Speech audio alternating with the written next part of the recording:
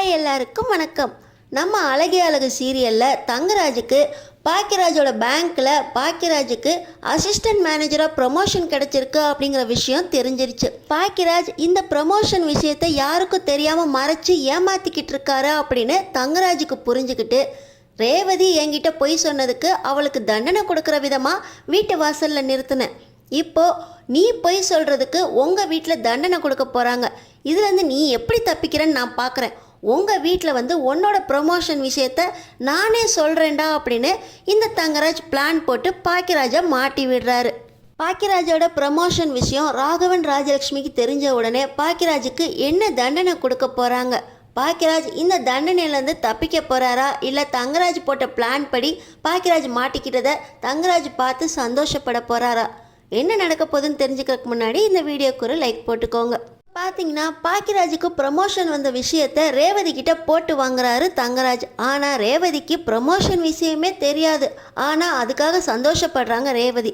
தங்கராஜ் மனசுக்குள்ளேயே ஒரு பிளான் போடுறாரு. ஏன் பொண்டாட்டி என்கிட்ட பொய் சொன்னான்னு ஒரே ஒரு நைட் என் வீட்டு வாசலில் உன் தங்கச்சியை நிறுத்தினதுக்கு நீ கோவப்பட்டு உன் தங்கச்சியை உன் கூடவே வா அப்படின்னு வீட்டுக்கு கூப்பிட்டில. இப்போ நீ பொய் சொல்லி உங்கள் வீட்டையே ஏமாற்றிக்கிட்டு இருக்க. இந்த பொய்க்கு உங்கள் வீட்டில் தண்டனை கொடுப்பாங்க, அதை நான் பார்த்து ரசிக்க போகிறேன் அப்படின்னு பிளான் போட்டு இப்போ தங்கராஜ் ரேவதி இன்றைக்கி சாயந்தரம் உங்கள் வீட்டுக்கு கிளம்ப போகிறோம் அப்படின்னு ரேவதியை கிளம்ப சொல்கிறாரு. ரேவதிக்கு மனசுக்குள்ளே சந்தேகம் வந்துடுது. என்ன பண்ணுறாங்க, நேராக ரூமுக்கு போய் ட்ரெஸ் மாத்துறேன்னு சொல்லிட்டு மலருக்கு கால் பண்ணுறாங்க. மலரணி பாக்கியராஜ் அண்ணனுக்கு பேங்க்கில் ப்ரமோஷன் எதுவும் கிடைச்சிருக்கா அப்படின்னு ரேவதி கேட்குறாங்க. மலரும் ஆமாம் ரேவதி, ஆனால் வீட்டில் யாருக்கும் சொல்லலை, ஏதாவது புதுசாக செலவு வச்சுருவாங்க, இருக்கிற கடனே அடைக்காமல் இருக்கமே அப்படின்னு வீட்டில் யாருக்கும் சொல்லலை ரேவதி, ஆனால் இன்சென்டிவும் கொடுத்துருக்காங்க அப்படின்னு மலர் ரொம்ப சந்தோஷமாக ரேவதி கிட்ட உண்மையை ஒத்துக்கிறாங்க. ஆனால் ரேவதி இந்த விஷயம் தங்கராஜ மாமாவுக்கு தெரிஞ்சிருச்சு, அவர் இந்த விஷயத்தை வீட்டில் சொல்லுவாருன்னு எனக்கு மனசுக்குள்ளே சந்தேகமாக இருக்குது. நீங்கள் கொஞ்சம் உஷாராக இருங்க, அண்ணங்கிட்டேயும் இந்த விஷயத்த சொல்லிடுங்க. இன்றைக்கி சாயந்தரம் நானும் என் வீட்டுக்காரும் வீட்டுக்கு வரோம் அப்படின்னு சொல்லி ரேவதி முன்னாடியே இன்ஃபர்மேஷன் கொடுத்துட்றாங்க. இப்போ தங்கராஜும் ரேவதியும் வீட்டுக்கு கிளம்பி வராங்க. ஆனால் மணலுக்கு மனசெல்லாம் படப்படான்னு இருக்குது. தங்கராஜனுக்கு இந்த விஷயம் தெரிஞ்சிச்சுன்னா கண்டிப்பாக மாமா அத்தைக்கிட்ட சொல்லிடுவாங்களே, வீட்டில் என்ன நடக்க போதோ அப்படின்னு பயந்துக்கிட்டே இருக்காங்க மலர். இந்த நேரத்தில் தான் நம்ம மதி மலர்கிட்ட கிச்சனில் என்ன உங்கள் முகம் ரொம்ப பதட்டமாக இருக்குது, எதுவும் பிரச்சனை ஆயிடுச்சா அப்படின்னு மதி கேட்குறாங்க. மதி அது பாக்கியராஜுக்கு பேங்க்கில் ப்ரமோஷன் கிடச்சிருச்சு. கேஷியர்லேருந்து அசிஸ்டன்ட் மேனேஜராக மாற்றினதோடு இல்லாமல் இன்சென்டிவும் அவரோட சம்பளத்தில் கொஞ்சம் கூடவும் ஏற்றி கொடுத்துருக்காங்க. ஆனால் ஏற்கனவே வாங்கின கடனுக்கே வட்டி கட்ட முடியாமல் இருக்கிறதுனால புதுசாக எதுவும் செலவு வந்துடும், ப்ரொமோஷன் கிடைச்ச விஷயத்த அதனால் மாமா அத்தைக்கிட்டேயோ வீட்லேயோ யார்கிட்டையுமே சொல்லலை மதி. ஆனால் இப்போ தங்கராஜ் அண்ணனுக்கு இந்த விஷயம் எப்படியோ தெரிஞ்சிருச்சான். ரேவதியை கூட்டிக்கிட்டு தங்கராஜ் அண்ணன் இப்போ வந்துக்கிட்டு இருக்காராம். வீட்டில் கண்டிப்பாக மாமா அத்தைக்கிட்ட சொன்னால் வீட்டில் ஒரு பூகம்பமே வெடிச்சிரும், நினச்சாலே பயமாக இருக்கு மதி அப்படின்னு நம்ம மலர் கண்ணை கசக்கிக்கிட்டு மதிக்கிட்ட சொல்ல, என்னக்கா இப்படி பயப்படுறீங்க, உங்கள் வீட்டுக்காரருக்கு ப்ரமோஷன் வந்திருக்கு, சந்தோஷமாக சொல்ல வேண்டிய விஷயத்த ஏற்கனவே பயந்து பயந்து மறைச்சிக்கிட்டு இருக்கீங்க. இதில் இந்த விஷயம் வீட்டுக்கு தெரிஞ்சால் புதுசாக செலவு வேற வைக்கிறதுக்காக தங்கராஜ் அண்ணன் வந்துக்கிட்டு இருக்காருன்னு சொல்லிக்கிட்டு இருக்கீங்க. இந்த விஷயத்துக்கு ஒரு முடிவு கட்ட வேண்டாமா அப்படின்னு நம்ம மதி கேட்குறாங்க. முடிவு கட்டுறது இருக்கட்டும் மதி, இந்த விஷயம் வீட்டுக்கு தெரிஞ்சால் பாக்கியராஜை உண்டு இல்லைன்னு பண்ணிடுவாங்க. இவர் வேற இன்னைக்கு பேங்க்லேருந்து வர லேட் ஆகும்னு சொல்லியிருக்காரு. எனக்கு ரொம்ப பயமாக இருக்குது மதி அப்படின்னு நம்ம மலர் மதியோட கையை பிடிச்சிக்கிட்டு ரொம்ப பயப்படுறாங்க. இந்த நேரத்தில் இந்த விஷயம் மாமா அத்தைக்கு தெரிஞ்சு ஏதாவது பிரச்சனை ஆச்சுன்னா நான் பார்த்துக்கிறேங்க்கா அப்படின்னு நம்ம மதி மலருக்கு தைரியம் சொல்லிக்கிட்டு இருக்க அந்த நேரத்தில் தங்கராஜ் ரேவதியோட வீட்டுக்கும் வந்துடுறாரு. வாங்க மாப்பிள்ள வாங்க, என்ன சொல்லாமல் கொள்ளாமல் வந்திருக்கீங்க, எதுவும் விசேஷமா அப்படின்னு கேட்க, எதுவும் விஷயம் இல்லாமல் நான் வரமாட்டேனே மாமா, முக்கியமான விஷயமா பேச வந்திருக்கேன். அம்மாவுக்கு இந்த வருஷம் 60வது பிறந்தநாள், அதோட ரேவதிக்கும் அடுத்த நாளே பிறந்தநாள் வருதுல்ல, ரெண்டையும் ஒன்றா சேர்த்து கொண்டாடிடலான்னு வந்திருக்கேன். நீங்கள் இந்த வீட்டில் மலருக்கெல்லாம் பிறந்தநாள் கொண்டாடுறீங்க, உங்கள் பொண்ணுக்கு ஒரு பிறந்தநாள் கொண்டாடணுன்னு நான் ஆசைப்பட மாட்டேனா? இந்த வருஷம் ரொம்ப கிராண்டாக கொண்டாடலான்னு நினைக்கிறேன். எங்கள் அம்மாவுக்கும் நம்ம ரேவதிக்கும் ஒன்றா சேர்த்து ஒரு ஃபங்க்ஷனே ஏற்பாடு பண்ணியிருக்கேன். கட்டாயமாக குடும்பத்தோடு வரணும். அதை அழைப்பு கொடுக்கறதுக்கு தான் வந்திருக்கேன் மாமா அப்படின்னு ராகவன் கிட்ட தங்கராஜ் ரொம்ப சந்தோஷமாக சொல்ல ரேவதிக்கு மனசு படபடக்க ஆரம்பிச்சிருது. இவர் என்ன புது செலவை இழுத்து விட்டுருக்காரு, அண்ணனோட ப்ரமோஷன் விஷயத்தை பேச வருவான்னு பார்த்தா புதுசாக ஃபங்க்ஷன் கொண்டாடுறோன்னெலாம் சொல்கிறாரே, என்ன திட்டம் போடுறாரு அப்படின்னு ரேவதிக்கு புரியல. ஆனால் இப்போ தங்கராஜ் கிட்ட, ஏங்க அத்தைக்கு பிறந்த நாள் இன்னும் 4-5 நாளில் வரப்போகுது, ஏன் பிறந்த நாள் இன்னும் 1 மாதம் இருக்குது, ரெண்டையும் ஒன்றா சேர்த்து கொண்டாடுறோம் அப்படின்னு சொல்கிறீங்களே அப்படின்னு ரேவதி இழுக்கிறாங்க. அதெல்லாம் உனக்கு தெரியாது ரேவதி, இந்த வருஷம் உனக்கு 25வது பிறந்த நாள், நான் ரொம்ப கிராண்டாக கொண்டாடணும்னு நினைக்கிறேன். இப்போலேருந்தே கொண்டாடினோம்னா உன்னோட 25வது பிறந்த நாள் அன்னைக்கு ரொம்ப செலப்ரேஷனாக இருக்கும்ல அப்படின்னு தங்கராஜ் ஒரு பிட்டை போட, மாப்பிள்ளை ரொம்ப சந்தோஷமாக இருக்குது, என் பிறந்த நாளுக்கு நீங்கள் எல்லாரும் குடும்பத்தோடு வந்து அசத்திட்டீங்க, நான் மறக்கவே இல்லை மாப்பிள்ளை, அதனால் அக்காவோட பிறந்த நாளையும் நல்லா கிராண்டாக கொண்டாடிடலாம், அதோட ரேவதிக்கும் 25வது பிறந்த நாள், எங்கள் வீட்டு செலவா நீங்கள் பண்ணுற ஃபங்க்ஷனுக்கு பாதி செலவு எங்களோடது, என்ன சொல்கிறீங்க மாப்பிள்ளை அப்படின்னு இந்த ராகவன் ரொம்ப சந்தோஷமாக சொல்ல, மாப்பிள்ளை உங்களை நினச்சா எனக்கு ரொம்ப சந்தோஷமாக இருக்குது, என் பொண்ணை ராணி மாதிரி பார்த்துக்கிறீங்க, இந்த வீட்லேயும் இருக்கார்களே மருமல்கள் அப்படிங்கிற பேரில் ஆமியாரை கொஞ்சம் கூட மதிக்க மாட்டாள்க.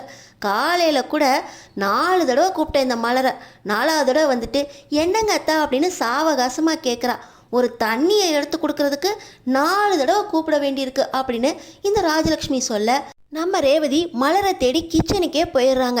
என்ன ரேவதி நீ கிச்சனுக்கு போகிற, மாப்பிள்ளையும் இந்த வீட்டு பொண்ணும் வந்திருக்காங்க, அவங்கள வந்தோடனே வாங்கன்னு வரவேற்று காஃபி டீ டிஃபன் அப்படின்னு அமர்க்களம் பண்ணணும், அவளுக்கு பாட்டு கிச்சன்லேயே இருக்காங்க, பாருங்கள் மாப்பிள்ளை இந்த வீட்டு மருமல்கள் வந்த வர சரியே இல்லை, வந்தது தான் அப்படி இருக்கு அப்படின்னு பார்த்தா ஏற்கனவே இருக்கிறதும் சேர்ந்து கெட்டு போய்கிட்டு இருக்கா அப்படின்னு ராஜலக்ஷ்மி புகாரை வாசிக்க, இருக்கட்டும் அத்தை சந்தோஷமான விஷயத்தோடு வந்திருக்கேன், எங்கே பாக்கியராஜை காணோம் அப்படின்னு தங்கராஜ் கேட்க, அவன் இப்போல்லாம் 1 வாரமாக ரொம்ப லேட்டாக வந்துக்கிட்டு இருக்கான் மாப்பிள்ளை, என்ன விஷயனே தெரியல, எல்லாருமே கம்பெனி வேலையும் சேர்த்து வீட்டில் தான் பார்க்குறாங்க, இவன் கம்பெனியே கிடக்கிறான் அப்படின்னு ராஜலக்ஷ்மி சொல்ல, அத்தை அது கம்பெனி இல்லை பேங்க்கில் போக போக ப்ரமோஷன் ஏறிக்கிட்டே இருக்கும், உங்கள் பையன் ரொம்ப நாளாக கேஷியராகவே இருக்காரே, அவருக்கு எதுவும் ப்ரமோஷன் எதுவும் கிடச்சிருக்கா அப்படின்னு போட்டு வாங்குறாரு தங்கராஜ்.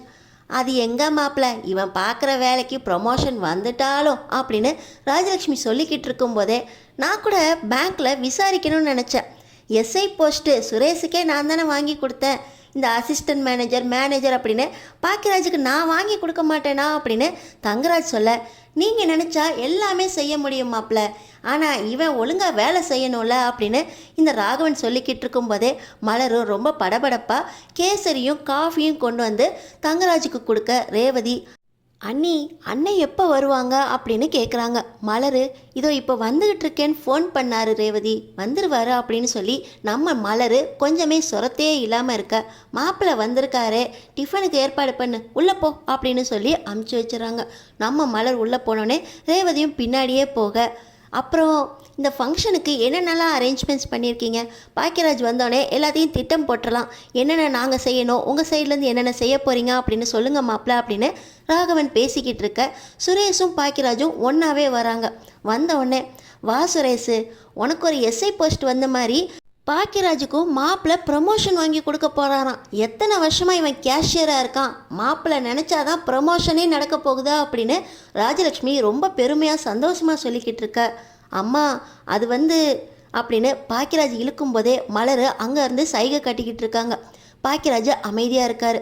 இப்போ பார்த்திங்கன்னா நம்ம மலர், ஏங்க அண்ணன் வந்திருக்காங்க, ஏதாவது செய்யணும், கொஞ்சம் உள்ளே வரீங்களா அப்படின்னு கூப்பிட, இங்கேயே வச்சு சொல்லு அப்படின்னு சொல்லி மலர்கிட்ட சொல்ல, அது அத்தை ஒவ்வொரு ஐட்டம் வாங்கணும், நிறைய சொல்ல வேண்டியிருக்கு அப்படின்னு சொன்னானே, போடா போ, வந்தோடனே கிச்சனுக்கு கூப்பிட்றா போ அப்படின்னு சொல்லி ராஜலக்ஷ்மி அமுச்சு வச்சோடனே ரேவதியையும் மலரையும் ஒன்றா பார்த்தோடனே பாக்கியராஜ், மாப்பிள்ளை சந்தோஷமாக வச்சிருக்கிறாரா ரேவதி அப்படின்னு பாக்கியராஜ் ரொம்ப சந்தேகத்தோட ரேவதியை கேட்க, அண்ணே அது இருக்கட்டும்ண்ணே, உன்னோட அசிஸ்டன்ட் மேனேஜர் ப்ரமோஷன் பற்றி அவருக்கு தெரிஞ்சிருச்சு, என்கிட்டையும் விசாரிச்சாரு, இப்போ அப்பா அம்மா கிட்ட பேசிக்கிட்டு இருக்காரு, அதானே அண்ணி கூட பேசிக்கிட்டு இருந்தேன், கொஞ்சம் பயமாக இருக்குது, அது மட்டும் இல்லாமல் அத்தைக்கும் எனக்கும் ஒன்றா பிறந்தநாள் கொண்டாடுறதுக்கு ஃபங்க்ஷன் ஏற்பாடு பண்ணிக்கிட்டு இருக்காரு அப்படின்னு சொல்ல, இப்போ மலருக்கு ஓஹோ, செலவை இழுத்துவிட வந்திருக்காரு.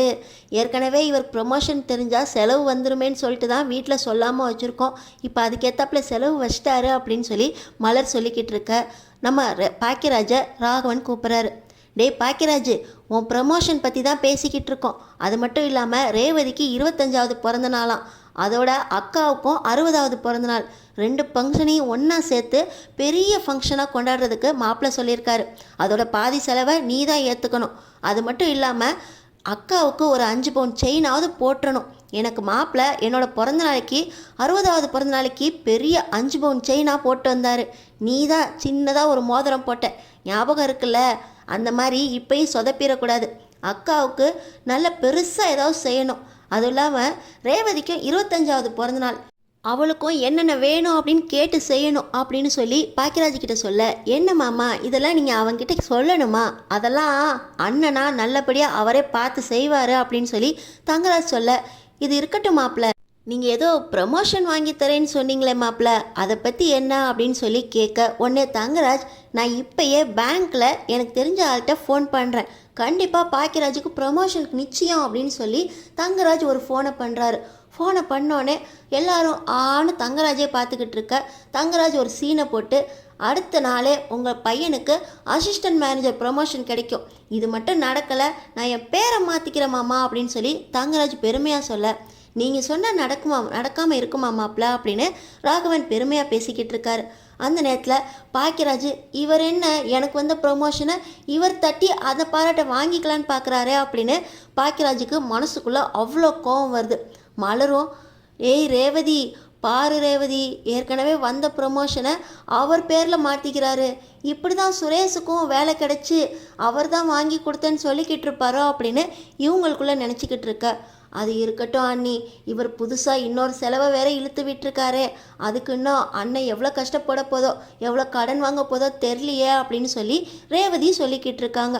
சரிங்க மாமா, வந்த விஷயம் நல்லபடியாக முடிஞ்சிருச்சு, இனிமேல் ஃபங்க்ஷனுக்கான ஏற்பாடை பார்க்கணும், நான் கிளம்புறேன் அப்படின்னு சொல்லி தங்கராஜ் ரேவதியை கூட்டிகிட்டு கிளம்ப, ரொம்ப நல்ல விஷயமா வந்திருக்கீங்க, நான் டின்னர் ரெடி பண்ண சொல்லிட்டேன், சாப்பிட்டு போங்க மாப்பிள்ள அப்படின்னு ராகவன் சொல்லவே, ஆனால் தங்கராஜ், இருக்கட்டும் மாமா, இனிமேட்டு இந்த ஃபங்க்ஷன் விஷயமா பேசுகிறதுக்கு வந்துக்கிட்டு தானே இருக்க போகிறோம் அப்படின்னு சொல்லிட்டு தங்கராஜ் கிளம்பிடுறாரு.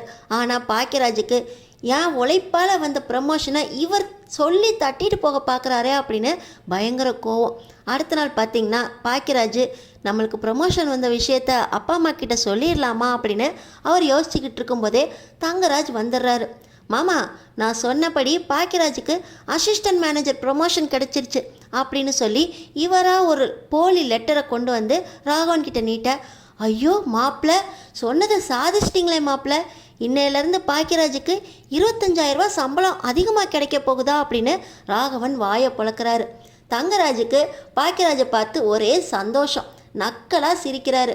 ஆனால் பாக்கியராஜ், அப்பா இவர் பேச்சை நம்பாதீங்க, எனக்கு ஏற்கனவே அசிஸ்டன்ட் மேனேஜராக ப்ரொமோஷன் கிடச்சி இன்சென்டிவும் கிடச்சிருச்சு, ஆனால் இந்த விஷயத்த மாப்பிள்ளை தெரிஞ்சுக்கிட்டு அவர் தான் இந்த ப்ரொமோஷனை வாங்கி கொடுத்ததா நாடகம் போட்டுக்கிட்டு இருக்காரு அப்படின்னு பாக்கியராஜ் அவங்க அப்பா கிட்ட சொல்ல, என்னடா இந்த விஷயம் நேரத்தே பேசினது தானே, நீ அப்பயே உண்மையை சொல்லாமல் இப்போ மாப்பிள்ளை வாங்கி கொடுத்தோன்னே மாப்பிள்ளை பேரை மாற்றிக்காமல் உழைப்பாள கிடச்சிச்சா அப்படின்னு பெருமையை தட்டிட்டு போகலான்னு பார்க்குறியா அப்படின்னு ராகவன் கோவப்பட, ராஜலக்ஷ்மியும், நீ செஞ்ச வேலைக்கு இப்போ தான் ப்ரொமோஷன் கொடுக்குறாங்களோ, மாப்பிள்ளை சொன்னதுக்கப்புறம் தான் உன் ப்ரொமோஷன் கிடச்சிருக்கு, மாப்பிள்ளை ப்ரொமோஷன் லெட்டரோடு வந்திருக்காரு, இந்த ப்ரொமோஷன் உனக்கு முன்னாடியே கிடச்சிருந்தா நீ வீட்டுக்கு வந்து ஸ்வீட்டோட கொண்டாடி இருக்க மாட்டியா அப்படின்னு ராஜலக்ஷ்மி சொல்ல, அம்மா அது புதுசாக ஏதாவது செலவை இழுத்து விட்டுருவீங்க, ஏற்கனவே எனக்கு கடனை கட்ட முடியல, இன்னும் மலருக்கு அவளோட நிலத்தை வச்சு அதையும் மீட்கலை, அதுக்கும் வட்டி கட்டாமல் இருக்குது, சுரேஷ் மீட்டு தரேன்னு சொன்னான், அவனும் மீட்கவே இல்லை, என் வண்டியையும் கடங்காரன் தூக்கிட்டு போய் அதுக்கான இந்த இன்சென்டிவ் காசை கொடுத்து தான் வண்டியவே மீட்டுட்டு வந்திருக்கேன், கடன் மேலே கடன் இருக்குது, வீட்டு செலவு அதிகமாக இருக்குது, இதில் இந்த ப்ரமோஷனை உங்கள்கிட்ட சொல்லலாமல் பயந்துக்கிட்டு தான் நான் சொல்லாமல் இருந்தேன், நேற்று மாப்பிள்ளை வரும்போதே 60வது பிறந்தநாள் 25வது பிறந்தநாள் அப்படின்னு புது செலவோடவா வந்தார், அதனால் இந்த விஷயத்த அவரை வச்சுக்கிட்டு சொல்ல வேண்டாம் அப்படின்னு பல்ல கடிச்சிட்டு அமைதியாக இருந்தேன், இப்போ பார்த்தா அந்த பெருமையும் மாப்பிள்ளை தட்டிட்டு போக பார்க்குறாரு அப்படின்னு பாக்கியராஜ் வாயை திறந்து வளர ஆரம்பிக்க மலருக்கு பயம் வந்துடுது. என்னங்க இந்த ப்ரமோஷன் வந்த விஷயத்த நீங்கள் சொல்லிட்டீங்க அப்படின்னு காலை மிதித்து அமைதியாக பாக்கியராஜோட காதில் சொல்ல, என்னடி காதில் ஓதிக்கிட்டு இருக்க? தங்கராஜ் மாப்பிள்ள பெருமையாக ஒரு விஷயத்த செஞ்சா அதை இவன் தட்டிட்டு போகலான்னு பார்க்குறான். ஏற்கனவே உனக்கு ப்ரமோஷன் வந்திருந்தா நீ ஏன்டா அந்த விஷயத்த உண்மையை சொல்லலை? மாப்பிள்ளை வாங்கி கொடுத்த பெருமையை நீ மாற்றிக்கலான்னு பார்க்குறியா அப்படின்னு மறுபடியும் ராகவன் அவரை திட்ட, இல்லைப்பா உண்மையிலே எனக்கு ப்ரமோஷன் வந்துருச்சு, இந்த பாருங்க அப்படின்னு சொல்லி அந்த ப்ரமோஷன் லெட்டரை இப்போ பாக்கியராஜ் ராகவன் கிட்ட காட்ட ராகவனுக்கு தூக்கி வாரி போடுது. வாங்கி ப்ரமோஷன் வாங்கி உனக்கு 2 மாதம் ஆகுது, 2 மாதம் உனக்கு சம்பளம் ஏற்றி கொடுத்துருக்காங்க. அப்போ அந்த காசில் என்னடா பண்ண? உன் பொண்டாட்டிக்காக செலவு பண்ணியா இல்லை பொண்டாட்டி வீட்டில் போய் கொடுத்துக்கிட்டு இருக்கியா? இவ்வளவு பொய்க்காரனா எப்படி மாறின? இந்த வீட்டில் மதி வந்ததுலேருந்தே ஆளுக்கு வீட்டில் பெரியவங்கள மதிக்கிறதே இல்லை. பொய்யும் பேச ஆரம்பிச்சிட்டிங்களா நீங்கள்? நீ வீட்டை விட்டு வெளியே போடா அப்படின்னு சொல்லி பாக்கியராஜை விரட்ட நம்ம மலர், அத்தை அவர் பொய் சொல்லலை அத்தை, வீட்டில் புதுசாக செலவு வந்துருமே, இருக்க கடனெல்லாம் ஃபஸ்ட்டு அடைச்சிடலாமேன்னு தான் அவர் இப்படிலாம் மறைச்சாரு அப்படின்னு மலர் சொல்கிறாங்க. என்னடி உன் புருஷனுக்கு நீ வக்காலத்து வாங்கிக்கிட்டு இருக்கியா? மாப்பிள்ளை முன்னாடி மானத்தை வாங்காத, பொம்பளையா லட்சணமாக ஒரு ஓரமாக நில்லு, எங்கள் பிள்ளைய நாங்கள் கண்டிக்கிறோம். டேய் நீ வீட்டை விட்டு வெளியே போகாட்டினாலும் பரவாயில்ல, இன்றைக்கி நைட்டு ஃபுல்லாக நீ வெளியே தான் இருக்கணும் அப்படின்னு சொல்லி பாக்கியராஜை வீட்டை விட்டு வெளியே தள்ளி கதவை மூடுறாங்க ராகவன். இப்போ தங்கராஜ், நம்ம வீட்டு விஷயத்த வீட்டுக்குள்ளேயே வச்சு பேசணும் மாமா, நீங்கள் என்ன உங்கள் பிள்ளைய வெளியே தள்ளி கதவை மூடுறீங்க? ஆஃபீஸ்லேருந்து வந்ததும் வராதமாக சாப்பிட்டாரான்னு கூட தெரியல, வெளியே தள்ளி கதவை மூடினா கொசு கடிக்கும். ஒரு ஆம்பளை எப்படி வெளியே இருட்டுக்குள்ளே நிற்பான்? அக்கம் பக்கத்தில் பார்க்கத்தா அசிங்கமாக இருக்காது? இதெல்லாம் வேண்டாம் மாமா, உள்ளே கூப்பிடுங்க அப்படின்னு தங்கராஜ் சொல்கிறாரு. மாப்பிள்ள உங்களுக்கு பெரிய மனசு மாப்பிள்ள, பொய்யை சொல்லி மறைச்சாலும் வீட்டுக்குள்ளேயே வச்சு நீங்கள் அழகாக சமாதானம் பண்ணுவீங்க. ஆனால் இவன் பண்ண பொய்யை என் மனசு தாங்கலை, அவன் இன்னைக்கு நைட்டு ஃபுல்லாக வெளியவே இருக்கட்டும் மாப்பிள்ள, அப்போ தான் இவன் பொய் சொல்லாமல் திருந்துவான், பெரியவங்களுக்கு மரியாதையும் கொடுப்பான் அப்படின்னு இந்த ராகவன் தங்கராஜ் கிட்ட சொல்ல, மாமா இந்த விஷயம்லாம் அவரை வச்சே பேசுங்க, அவர் என்ன சின்ன பிள்ளையா புரிஞ்சுக்காம போகிறதுக்கு, வீட்டுக்குள்ளே கூப்பிடுங்க மாமா அப்படின்னு தங்கராஜ் சொல்லி கொடுக்குற மாதிரி சொல்லி கொடுக்க, ராகவனோ நீங்கள் சொல்கிறதுனால உங்கள் பேச்சை தட்டக்கூடாதுங்கிறதுக்காக அவனை உள்ளே கூப்பிட்றேன் மாப்பிள்ள, இந்த விஷயம் நீங்கள் இல்லாமல் நடந்துருந்துச்சு அவனை வீட்டை விட்டே வெளியே துரத்தியிருப்பேன், இல்லை 2-3 நாள் நைட்டு இல்லை 1 வாரம் கூட அவனை வெளியே தள்ளி கதவை தான் மூடியிருப்பேன், வெளியே தான் அவனுக்கு எல்லாமே. ஏதோ மன்னிக்கிறேன் மாப்பிள்ள, நீங்கள் சொன்னதுனால மன்னிக்கிறேன் அப்படின்னு சொல்லி ராகவன் பாக்கியராஜை வீட்டுக்குள்ளே கூப்பிட்றாரு. பாக்கியராஜுக்கு புரியுது, ரேவதியை நம்ம வெளியே தள்ளி கதவு முன்னப்போ நம்ம போய் நின்னோம், அதுக்காக தான் இப்போ நம்ம அப்பாவை வச்சே இவன் வீட்டை விட்டு வெளியே தள்ளுறாரு அப்படின்னு இப்போ நம்ம பாக்கியராஜுக்கு புரிய. இருந்தாலும் தங்கராஜால் பாக்கியராஜுக்கு ஒன்றுமே செய்ய முடியலையே அப்படின்னு அவர் மனசெல்லாம் குத்துது. இந்த தங்கராஜ் பாக்கியராஜை பழி வாங்கினதை பற்றி நீங்கள் என்ன நினைக்கிறீங்கன்னு கமெண்ட் பாக்ஸில் கமெண்ட் பண்ணுங்கள்.